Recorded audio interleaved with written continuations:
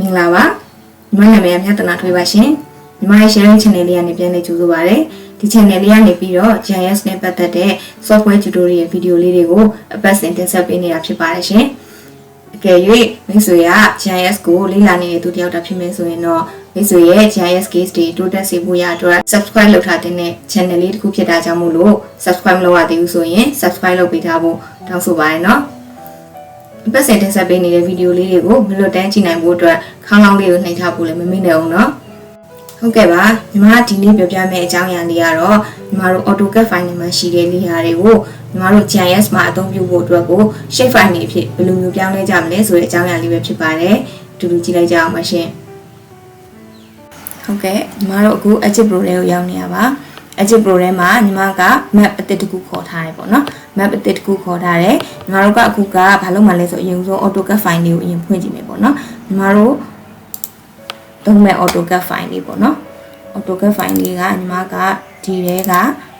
training folder ထဲမှာညီမစေထားတယ် training folder ထဲက AutoCAD ထဲမှာညီမစေထားတယ်ပေါ့နော်ဒီ CAD sample ဆိုတဲ့ file လေးပေါ့နော်အဲ့ဒါလေးကိုညီမအပြင်မှာ AutoCAD နဲ့အရင်ဆုံးညီမဖွင့်ထားလိုက်မယ်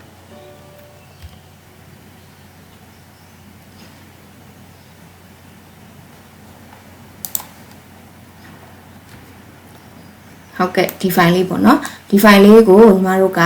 ArcGIS Pro တွေကိုခေါ်တင်ပြီးတော့မှညီမတို့သုံးလို့ရမယ် shape file တွေဖြစ်ကိုညီမတို့ပြောင်းလဲကြမှာဖြစ်ပါတယ်အခုညီမတို့ ArcGIS Pro တွေကိုပြန်သွားပါမယ်ခုနကဖွင့်ထားတဲ့ဟာလေးကဘယ်ထဲမှာလဲဆိုတော့ညီမတို့ဒီမှာပေါ့နော် training တွေက AutoCAD ပေါ့နော် AutoCAD ထဲကညီမတို့ဒီမှာဒီ CAD file လေးပေါ့ဒီ CAD file လေးကိုညီမတို့ AutoCAD ထဲမှာဖွင့်ထားတာပါအခုညီမကသူ့ကိုညီမဒီထဲကပေါ့နော်ပုံဒီ line ဆိုတဲ့နေရာလေးကိုညီမဒီပုံဆွဲတင်လိုက်ပါမယ်အဲဆိုရင်ဒီမှာသူက unknown coordinate system လို့ပြနေပေါ့နော်သူက AutoCAD file ပြီးတယ်မယ်ဖြစ်နေသေးတဲ့အတွက်သူ့မှာ coordinate system မရှိတော့ကြတော့ညီမတို့ကသူ့ကိုညီမတို့က geo reference လုပ်ယူရမှာပေါ့နော်အတော့ကြတော့သူ့ကိုညီမတို့က zoom to layer လုပ်လိုက်မယ်ဒါဆိုရင်သူ့ coordinate မရှိဘူးသူအဆင်ပြေတယ်လို့မျိုးပဲဖော်ပေးမှာပေါ့နော်ဖော်ပေးမှာဆိုဒီကောင်လေးကိုညီမတို့က geo reference ပြန်လုပ်ယူမှာပေါ့နော်သူနဲ့သူ့ရဲ့ငကိုနေရာပေါ့ဒီ land နေရဲ့ငကိုနေရာတွေနဲ့တွဲပြီးတော့မှညီမတို့က geo reference လုပ်ယူမှာဖြစ်ပါတယ်အဲ့တော့အရင်ဦးဆုံးဒီရဲ့ပေါ့နော်ဒီမြင်ကွင်းလေးကိုညီမတို့အရင်ဆုံး book map အရင်မှတ်ထားလိုက်ပါမယ် map ထဲကညီမတို့ book map ကိုယူလိုက်ရင်ဒီမှာ new book map ပေါ့နော် new book map လို့ပြောလိုက်မယ်ပြီးလို့ရှိရင်ညီမကဒါ AutoCAD file ဆိုတော့ AutoCAD လို့ညီမမှတ်လိုက်မယ် AutoCAD okay ပေးထားလိုက်ပြီဟုတ်ပြီအဲ့တော့သူ့နဲ့ညီမ geo reference ဆိုသူ့နေရာလေးပေါ့နော်သူ့နေရာလေးကိုညီမကတော့မှတ်ထားတာပေါ့ဒီ land နာမည်လေးတွေဒီမှာကတော့နာမည်လေးတွေမပေါ်ဘူးဒီ AutoCAD မှာဆိုရင်နာမည်လေးတွေပေါ်တယ်ပေါ့နော်ဒါဆိုလို့ရှိရင်ဒါကတာယာ3တာယာ2ညီမဒီနေရာလေးကိုညီမသိတယ်ပြီးတော့ကြတော့ညီမကအဲ့နေရာလေးရဲ့ပေါ့နော် land နေရာလေးကိုညီမကတက်ပိုင်းပြီးတော့ထုတ်ထားတယ်အဲ့ဒါလေးကိုညီမခေါ်တင်လိုက်မယ်သူ့နေရာလေးပေါ့ဒါဒီ road sample လေးညီမဒီပေါ်ခေါ်တင်လိုက်မယ်ဒီ road sample လေးပေါ်မှာ right click zoom to လေးအလုပ်လိုက်ပါမယ်ဒါဆိုလို့ရှိရင်ဒီ land လေးပေါ့နော်ဒီ land လေးကခုနကတော့ဒီ AutoCAD file ရှိရမယ့်နေရာလေးဖြစ်ပါတယ်အဲ့တော့ကြတော့ညီမကဒီကောင်လေးကိုလည်းအဲ့လိုပဲမလုပ်လိုက်မလဲဆိုတော့ညီမ book map လေးရင်မှတ်လိုက်မယ်ပေါ့နော်book map မှတ်မယ်ဒီမှာmap အောက်က book map ပါ new book map ခေါ်လိုက်ပါမယ်ပြီးလို့ရှိရင်ညီမကreference map ပေါ့နော် area map လို့ညီမပေးလိုက်ပါမယ်ပြီးလို့ရှိရင် okay လိုက်မယ်ဒါဆိုရင်နှစ်ခုလုံးရပြီပေါ့နော်နှစ်ခုလုံးရပြီတော့ညီမသူ့ရဲ့နာမည်တွေကိုသိအောင်လို့ညီမ label လေးထိုးလိုက်မယ်ဘယ်လမ်းကိုဘယ်နာမည်လေးချရမလဲဆိုတာလေးညီမကြည့်လို့ရအောင်လို့ဆိုပြီးတော့ road name လေးညီမတက်လိုက်မယ်ဒါဆိုပေါ်လာပြီပေါ့နော်ဒီမှာတာယာ1နှစ်ပေါ့နော်ဒီနားလေးကိုရအောင်လို့ညီမတို့ပထမဦးဆုံး geo reference လုပ်ကြမှာဖြစ်ပါတယ်အဲ့တော့ကြတော့ဒီ CAD sample polyline လေးကို select လုပ်ထားရပါမယ်ပြီးလို့ရှိရင် CAD layer လေးကိုနှိပ်လိုက်လို့ရှိရင်သူ့အောက်မှာပါရှိလဲဆိုတော့ geo reference ရှိပါတယ်အဲ့တော့သူ့ကိုညီမတို့ geo reference ယူလိုက်မယ် geo reference ယူပြီးလို့ရှိရင်ညီမတို့ကအရင်ဦးဆုံး geo reference လုပ်မယ်ဆိုရင် control point တွေတတ်မှတ်ရမယ်အဲ့တော့ add control point တွေကိုနှိပ်ပါတယ်တို့ရှင်အရင်ဘယ်ကိုသွားမှာလဲဆိုတော့ AutoCAD file ကိုအရင်သွားရမှာအခုဒီမြင်ကွင်းကဒါက map ကမြင်ကွင်းဖြစ်နေတော့ကြတော့ငါကဒီ map ထဲမှာ map ကနေခုနညီမတို့ခေါ်တာ reference AutoCAD အဲ့ဟာလေးကိုနှိပ်လိုက်တယ်ဒါဆိုဒီမှာပေါ်လာပြီပေါ့နော်ဒါဆိုညီမတို့ဘယ်နားလေးကိုသွားပြီးတော့ဘယ်နားလေးကိုလုံးမှာလဲ geo reference လုံးမှာလဲဆိုရင်ငါကဒီလမ်းအလယ်လေးကိုမှတ်ထားတယ်ပေါ့နော်ဒီလမ်းဒီမြေကွက်လေးတွေရဲ့ဒီဘက်buffer အကျော်မှာရှိတဲ့လမ်းနဲ့ဒီလမ်းနဲ့တဲ့တဲ့နေရာလေးဒီနေရာလေးကိုညီမမှတ်လိုက်တယ်မှတ်လိုက်ပြီးတော့တ point ပေါ့နော်ပြီးလို့ရှိရင်ညီမတို့ target point ကိုသွားမယ် target point ကိုသွားရင်ဘုံမက်ကနေပြီးတော့ညီမတို့ reference map ကိုသွားမယ်ဘယ်နားလေးလဲဆိုတော့ညီမတို့ဒီနားလေးဖြစ်မယ်ဒီမှာမြေကွက်ရှိဒီမှာပေါ့နော်ဒီနားလေးဆိုတော့ဒီလမ်းနဲ့ဒီလမ်းနဲ့ကြားပေါ့နော်အဲ့တော့ညီမကဒီနားလေးကိုယူလိုက်မယ်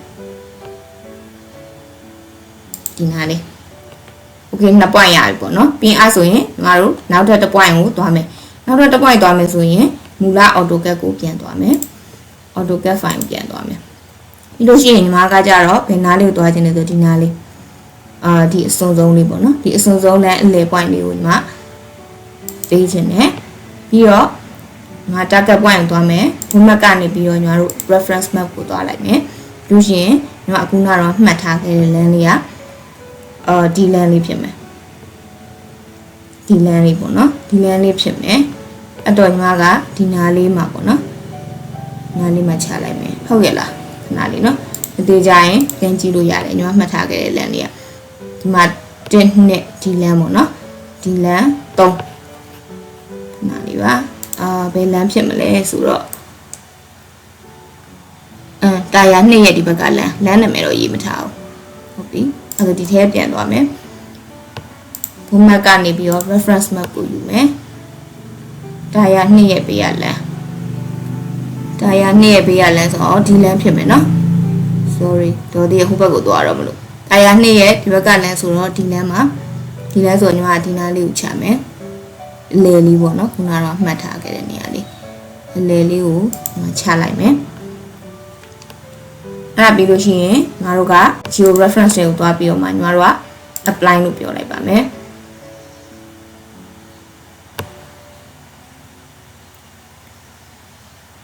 apply လို့ပြောပြီးလို့ရှိရင်ညီမတို့ခဏဆောင်ရတယ်ပေါ့နော်ဘာလို့ဆိုတော့သူက define နေအားလုံးကိုသူက geo reference ဖြစ်အောင်လို့အကုန်လုံးကိုဆွဲပြီးတော့ချုပ်နေတဲ့အတွက်ကြောင့်မို့လို့ညီမတို့အချိန်လေးနည်းနည်းဆောင်ရပါတယ်ဘုံမက်ကလေးဆွဲကြည့်မယ်ပေါ့နော်ဘုံမက်ကလေးဆွဲကြည့်မယ်ဆိုတော့map ထဲကဘုံမက်ထဲက cat ကိုဆွဲကြည့်မယ် cat file ရှိသေးတယ်เนาะ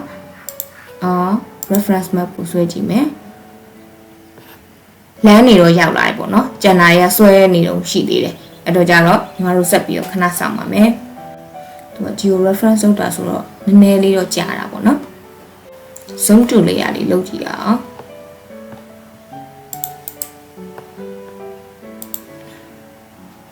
ရပါပြီဒီမှာ zoom to လေးရလုံးလိုက်တော့ညီမတို့ပေါ့နော်ညီမတို့ရဲ့သူ့ရဲ့ coordinate နဲ့သူတော့သူက geo reference တော့ဖြစ်သွားပြီပေါ့နော်အဲ့တော့ကြတော့ညီမတို့ကအခုဘာဆက်လုပ်မှလဲဆိုတော့ညီမတို့က save ရမှာဆို geo reference ဖြစ်သွားတဲ့ file ကိုညီမတို့က save မယ်ပေါ့နော် save မယ်ဆိုခုနကတော့ geo reference tab ထဲမှာဒီမှာ save ဆိုတဲ့ခလုပ်လေးရှိပါတယ်အဲ့ save ဆိုတဲ့ခလုပ်လေးကိုညီမတို့နှိပ်လိုက်ပါမယ်အဲ့လို save လို့ပြောလိုက်တာသူကword file ပေါ့နော် word file သူ့မှာ coordinate ရှိပြီးသား file ဖြစ်သွားတာပေါ့ဒီမှာ coordinate ရှိပြီးသားဖြစ်သွားပြီဒါပေမဲ့လို့သူကဟိုပါပေါ့ projection မရသေးဘူးသူ့ projection ချရမယ်ပေါ့နော် projection ချရမယ်ဆိုတော့ညီမတို့ကဘယ်ကိုပြန်သွားမလဲဆိုတော့ညီမတို့ကသူ့ကိုဒီ cat sample poly line လေးကို selection ပေးထားမယ်ပြီးလို့ရှိရင်ညီမတို့ကဒီ cat layer လေးကိုနှိပ်လိုက်မယ်ဆိုရင်ဒီမှာ define projection ဆိုတာရှိရယ် add define projection လေးကိုညီမတို့နှစ်ချက်နှိပ်လိုက်မယ်ဟုတ်ပြီဒါဆိုရင်ဒီ input ကဒီမှာ cat sample poly line ပေါ့နော်ညီမတို့ projection ချမယ် projection ချမယ်ဆိုရင်ညီမ color map ရဲ့ projection အတိုင်းပဲညီမချလိုက်ပါမယ်အဲ့တော့ကြတော့ညီမ run လိုက်ပါမယ်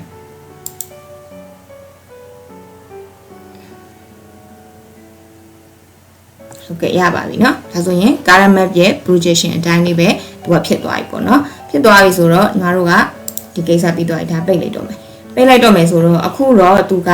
georeference နဲ့လုပ်ပြီးပြီ projection နဲ့ချပြီးပြီဒါဆိုလို့ရှိရင်ညီမတို့နောက်ဆုံးအဆင့်လောက်အောင်မှာကဒီထဲက layer တွေကိုညီမတို့ရဲ့ shape file တွေဖြစ်ရအောင်လို့ပြောင်းမယ်ပေါ့နော်အဲ့တော့ညီမတို့ကဒီ get sample polyline လေးကိုပဲသုံးမှာဖြစ်တဲ့အတွက်ကျန်တဲ့ layer တွေကိုညီမတို့ remove လုပ်လိုက်မယ်ပေါ့နော်ညီမတို့shift ခံပြီးတော့ညီမအကုန်လုံးကိုညီမက remove လို့ပြောလိုက်မယ်ဟုတ်ပြီဒါဆိုရင်ညီမတို့ဒီ sample polyline လေးပဲကြံခဲ့ပေါ့နော်အဲ့ကောင်လေးကိုမှညီမတို့ကဘာလုပ်မှလဲဆိုရင် analysis ထဲက tools ထဲကညီမတို့ select layer by attribute ဆိုတာရှိရယ်ဒီမှာမတွေ့ရင်လည်းဒီမှာရိုက်ရှာလို့ရတယ်เนาะ select layer by attribute လေးရွေးလိုက်တယ်ပြီးရင် import row ကညီမတို့ကဘာကိုသုံးချင်တာလဲဆိုတော့ဒီ get sample polyline ပေါ့เนาะဒါကိုသုံးချင်တာအဲ့တော့ဒီမှာ selection ပေါ့ selection ကိုနှိပ်ရမယ်ပြီးလို့ရှိရင်ညီမတို့ကဒီထဲမှာဘာကိုရွေးမလဲဆိုရင် layer ပေါ့เนาะသူ့ထဲမှာ layer တွေခွဲထားတယ်အဲ့တော့ကြတော့ layer အဲ့ layer မှာညီမတို့လိုချင်တဲ့ layer တွေပေါ့အရင်ဆုံးညီမတို့က chain 0 line ဆိုရင် fence ပေါ့เนาะအဲ့ဆို fence ကိုရွေးမယ်မပြီးရင် run လိုက်မယ်ဒီမှာ chain 0 line လေးတွေကိုဒီမှာ select ပေးပြီပေါ့เนาะအဲ့တော့ကြတော့အဲ့ကောင်ကိုညီမတို့က right click data export ထုတ်မယ်ပေါ့เนาะ export ထုတ်လိုက်မယ် export feature ပြောလို့ရှိရင် तू ကဘယ်ထဲမှာစိတ်မှာလဲ तू ကပြောတယ် output location အဲ့ဆိုလို့ရှိရင်ညီမတို့ကခုနကတော့ကြိုးဖွင့်ထားတဲ့ပေါ့เนาะညီမတို့ AutoCAD file ရှိရဲအဲ့ AutoCAD file နဲ့ပဲတွားပြီးတော့ထည့်လိုက်မယ်ပေါ့เนาะအဲ့တော့အဲ့ file က training တဲ့က AutoCAD ထဲပေါ့เนาะ AutoCAD ထဲမှာညီမထည့်လိုက်မယ်နေရာပဲရွေးခိုင်းတာဆိုတော့ညီမဒီ AutoCAD ကိုပဲရွေးပြီးတော့ okay လိုက်မယ်ပြီးလို့ရှိရင် output name ပေါ့เนาะ output name ကじゃ fence ပေါ့ fence fence လို့ညီမပေးလိုက်ပြီးတော့ okay လို့ပြောလိုက်မယ်ဟုတ်ပြီဒါဆိုလို့ရှိရင်ဒါလေးကိုခဏပိတ်ထားကြည့်မယ် row sample လည်းခဏပိတ်ထားမယ်ဒါဆိုရင်ဒါ fence line ပေါ့เนาะဒါဆိုတို့ဒီလက်တွေ့ပေါ့เนาะမြေပြင်မှာဒါ chain 0ခတ်ထားတဲ့ line တွေပေါ့ဟုတ်ပြီဒါဆိုလို့ရှိရင်နောက်ထပ်ညီမတို့ထပ်ပြီးတော့ထပ်ယူကြအောင်မယ်ဆိုရင်ညီမတို့ geo processing တွေကခုနကတော့လုပ်ထားတဲ့ command လေးရှိရပေါ့เนาะအဲ့ command လေးအသစ်ပြန်ခေါ်လိုက်ရတယ်ဒီထဲမှာပဲပြန်နေရတယ်ညီမကတော့ဒီထဲမှာပဲပြန်လိုက်မယ်လေဒီ fence ကိုညီမကနောက်ထပ်ဒီမှာ f line လေးထည့်ယူလိုက်မယ် f line လေးထည့်ယူလိုက်ပြီးတော့မှညီမ run ကြည့်လိုက်မယ်ဒီမှာဒါလေးကပိတ်ထားလို့ဒါလေးဖွင့်လိုက်လို့ရှိရင်ဒီမှာ selection တွေပေါ်လာမယ်ဒါဆို f line ပေါ့ f line ဆိုတာတော့ chain 0ကတော့ခတ်မထားဘူးဒါပေမဲ့ဟိုပေါ့နော် chain 0ခက်ရမယ့်နေရာတွေပေါ့အဲ့ဒါတွေကိုပြရတဲ့ဟာပေါ့အဲ့ဆိုအဲ့ဒါကိုလည်းညီမတို့ကယူမယ်ဆိုလို့ရှိရင်ညီမတို့ကသူ့ပေါ်မှာ right click data export sorry ညီမ export တွေပဲမှာသွားလို့ right click data export feature မလဲဘူးနားလေနော်ဘာဖြစ်လို့မလဲနားလည်းမသိ fast လေးကိုလည်းပိတ်ထားလိုက်မယ်ပြန်လုပ်မယ်ပေါ့နော် fast လေးကိုခဏပိတ်ထားလိုက်ဆက်ဟန်တော့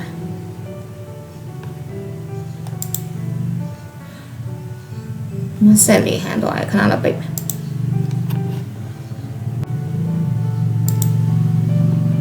clear ဟုတ်ပြီညီမတို့အဲ့ဒါဆိုလို့ရှိရင်သူ့ကို select ပြန်ပေးမယ်ပြီးလို့ရှိရင်ညီမတို့ select layer ပိုင်း attribute ပြန်လုပ်ကြမယ်ပေါ့နော်အဲ့တော့ဒီမှာ geo processing tab ထဲမှာ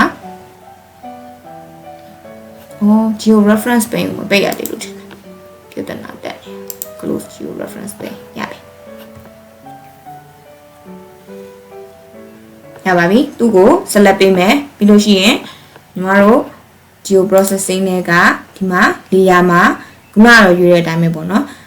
sample polyline ပေါ့ get sample polyline တွေရာ new selection ပေးမယ်ဒီမှာညီမတို့ f line ကိုရွေးလိုက်မယ် f line ရွေးပြီးညီမတို့ run လိုက်မယ်ဒါဆိုဒီမှာ f line လေးပေါ်လာပြီ f line ဆိုတာကသူက chain 0မရှိဘူးဒါပေမဲ့ chain 0ခက်လို့ရှိရင်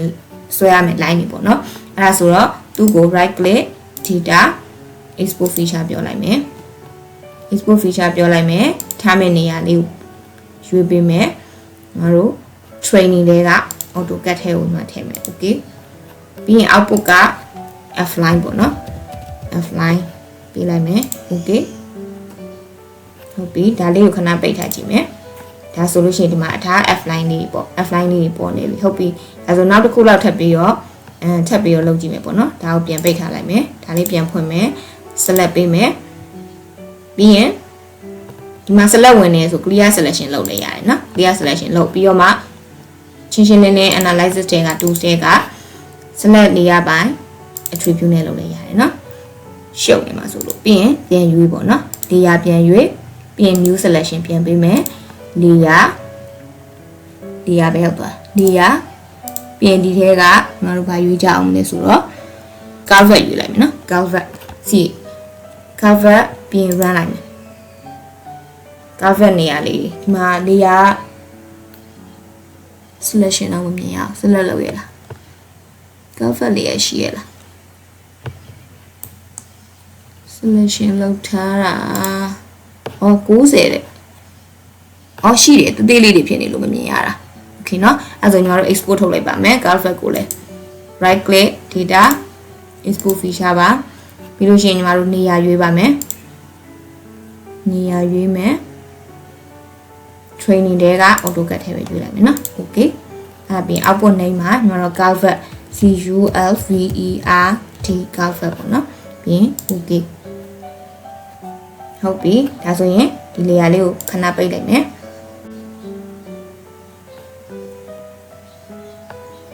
ပြီးရင်သူ့ကို right click zoom to layer လုပ်မယ်sorry ပါဒါ selection နဲ့ဝင်နေရเนาะဒါဟိုselect လုပ်လို့ရတဲ့ဟာတွေကို तू ကပြနေတာသူ့ကိုဒါဟိုမြင်ရတဲ့ဟာမဟုတ်ဘူးလေဒီနေရာအဲ့ဒီမှာဒီထဲကိုပြန်သွားမယ်ဒီထဲကိုပြန်သွားရမယ်ဒီထဲကိုပြန်သွားတော့ဒါကိုညီမကပိတ်မယ်ပေါ့နော်ပိတ်ပြီးတော့မှဒီမှာကြည့်မယ်ဒီမှာ cover ကိုကြည့်မယ်cover ကိုကြည့်မယ်ဆိုတော့ cover ကိုညီမတို့ zoom to လေးရဆွဲမယ်ဒါဆိုဒီမှာလေတေးသေးမီစီမောစီလေးရှိရ cover နေရာလေးကိုပြထားတယ်ခုပေါင်း90တောင်ရှိရပေါ့နော်ငါခုနတော့မမြင်ရတော့ကြတော့ညီမ selection ဘယ်နှခုရှိတယ်သိချင်တော့ကြတော့ညီမဒီထဲကိုသွားလိုက်တာဒီထဲကိုသွားဒီမှာ selection ခုပေါင်း90ရှိရဆိုပြီးပြနေရလေအဲ့ဒါပြနေရပါဒီထဲမှာဒီကောင်လေးကိုဒီလိုမျိုးပိတ်ထားရဲဆိုလို့ရှိရင် select လုပ်လို့မရဘူးပေါ့နော်ဒီလိုမျိုးပိတ်ထားရဲဆိုလို့ရှိရင်ညီမတို့ဒီမှာသွားပြီးတော့ဒါဖွင့်နေပေါ့ဒါဖွင့်နေဒါဖွင့်ထားတယ်ပဲထားပါတော့ဒါလေးကိုပိတ်ထားတယ်เนาะဒီမှာဒီ cover ကိုညီမတို့ပိတ်ထားတယ်ပေါ့ပိတ်ထားတယ်ဒီဘက်ထဲမှာ cover ကဖွင့်ထားတယ်အဲ့ cover ကိုညီမတို့ select လုပ်လို့မရဘူးဒါလေးเนาะ select စားတဲ့ bonus လေးဒီတလောက်လေးပြောပြချင်ပါတယ်ဒီမှာလုံးဝ select လုပ်လို့မရဘူးဘလို့လုပ်ဘာလို့လဲဆိုတော့ဒီ selection ဆိုတဲ့ဒီ tab အောက်မှာဒီ cover ကိုပိတ်ထားတယ်ပိတ်ထားလို့ဒီမှာဘာမှ select လုပ်လို့မရဘူးဖြစ်တာပါခုမှပြန်ဖွင့်ကြည့်ပါမယ်ဖွင့်ပြီးတော့ select လုပ်လို့ရပါတယ်เนาะရပါတယ်အဲ့အကြောင်းလေးဒီမှာ bonus လေးပြောတာပါเนาะ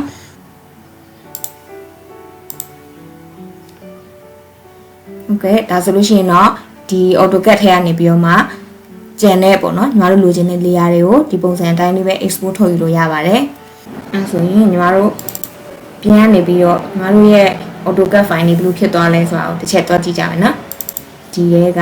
training ထဲမှာ AutoCAD ရှိရပေါ့နော်ဒီမှာပါ CAD sample ဆိုတဲ့ file လေးပေါ့နော်ဒီမှာဘာ file လေးပို့တိုးလာလဲဆိုတော့ဒီမှာပေါ့ word file ပေါ့နော် word file PRG file တိုးလာတယ်ဘာလို့လဲဆိုတော့ညီမတို့က geo reference လုပ်လိုက်တယ်ပြီးတော့ projection ချလိုက်တယ်အဲ့တော့ကျတော့ဒီ file လေးတွေထပ်ပြီးတော့တိုးလာတာပါနောက်ထပ်ပြီးတော့ဒီ AutoCAD file ကိုညီမတို့ map ပေါ်တင်မယ်ဆိုလို့ရှိရင်လည်းသူ့ရဲ့ coordinate လေးနဲ့သူတတ်မတ်ကလေးဖြစ်သွားပြီပေါ့နော်ထပ်ပြီးတော့ geo reference ထပ်လုပ်စရာမလိုတော့ပါဘူးဒီနေ့ညီမပြောပြချင်တဲ့အကြောင်းအရာလေးကတော့ဒီလောက်ပါပဲအားလုံးပဲသဘောကျလိမ့်မယ်လို့မျှော်လင့်ပါတယ်ရှင်နောက်ပြကြရင်လည်းအခုလိုမျိုးပဲစိတ်ဝင်စားစရာကောင်းတဲ့အကြောင်းအရာလေးတွေနဲ့အတူတူပြန်လာခဲ့ပါအောင်မယ်အားလုံးပဲကျမ်းမာရေးကူးဆိုင်ကြပါနော်ဗာမယ်ပါရှင်